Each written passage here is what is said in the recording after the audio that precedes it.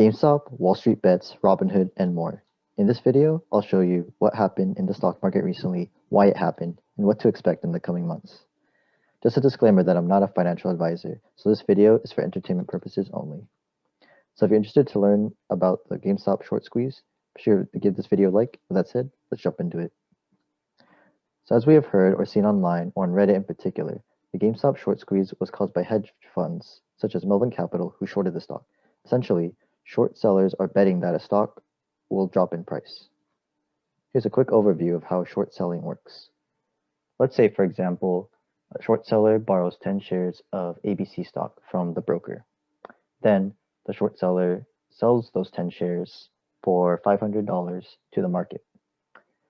Then over the days, the stock loses value in the market. After that, the short seller buys 10 shares of ABC stock back at $400. Then the short seller returns those 10 shares back to the broker and keeps the $100 difference as profit.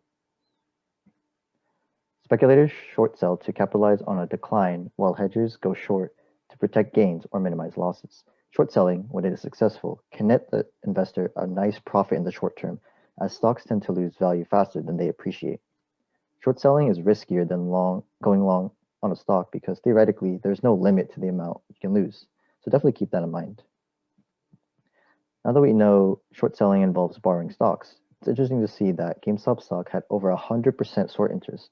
So here are the 30 stocks among the Russell 3000 with at least 25% short interest that went up the most during 2021 through January 27. GameStop has 120% short interest. This means that there was more short interest than there were actual shares available. On Monday, the stock began to rise to about $76. This is because WallStreetBets and retail investors saw that hedge funds were shorting the stock more than there were available shares. So because Melvin Capital was losing money on its short positions, it was reported that Melvin announces $2.75 billion investment from Citadel and Point72. The capital infusion comes after Melvin Capital, which started the year with about $12.5 billion in assets, has seen short bets, including on GameStop, go awry, spurring big losses. For context, Citadel is one of the world's leading alternative investment managers. Citadel manages the capital of prominent investors from around the world. Point72 is a global asset management firm led by Stephen Cohen that uses various investment strategies to invest in 8 offices across the globe. On Tuesday, the stock rose to about $145 since more retail investors are buying the stock to cause hedge funds to lose money on their short positions.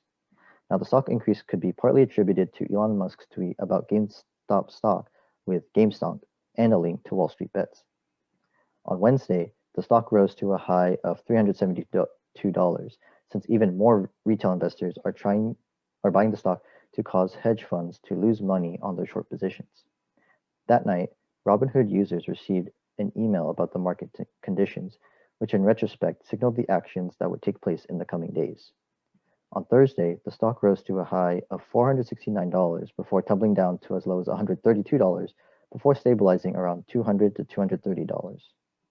That night, Robinhood users received an email about an update on the market conditions, specifically that they temporarily limited buying for certain stocks, including GameStop and AMC, that morning.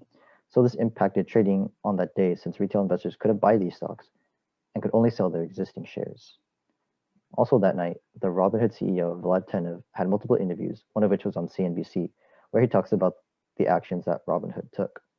In the interview, the CEO said that in order to protect the firm and protect our customers, Robinhood had to limit buying in certain stocks, such as GameStop. Vlad denied there was any existing liquidity issue at the firm and said Robinhood had tapped credit lines from their investors as a proactive measure. Basically, he had a difficult time communicating the real reason behind restricting trading on the platform, which made it seem as though a more nefarious reason was behind all of this.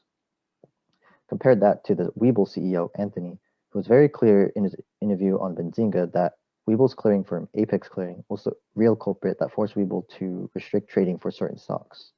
Similarly, the M1 Finance CEO, Brian, was very clear in his interview on Bloomberg since he also referenced Apex as the initiator behind these stock restrictions.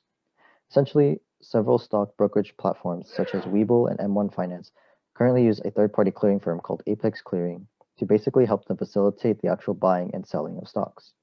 In contrast, Robinhood is currently using its own in-house clearing firm called Clearing by Robinhood, So the Robinhood CEO's confusing response, combined with the fact that it has its own clearing firm, makes it unclear exactly who is to blame for the stock restrictions. That night, AOC hosted a live stream on Twitch to talk about GameStop and retail trading in general. Chamath was supposed to join the live stream, but ended up not joining. However, Alexis Goldstein joined it to discuss them in detail. A lot of tweets came out talking about Robinhood's decision to restrict trades of certain stocks, which fueled the controversy. On Friday, the stock got to $325 as a result of extending trade restrictions. Now, there were 50 companies that had trade restrictions, such as GameStop, AMC, Koss, Blackberry, Nokia, and more. Interestingly, there were companies that weren't a part of the popular meme stocks that had trade restrictions. Some of those companies include Starbucks and Social Capital, ticker IPOE.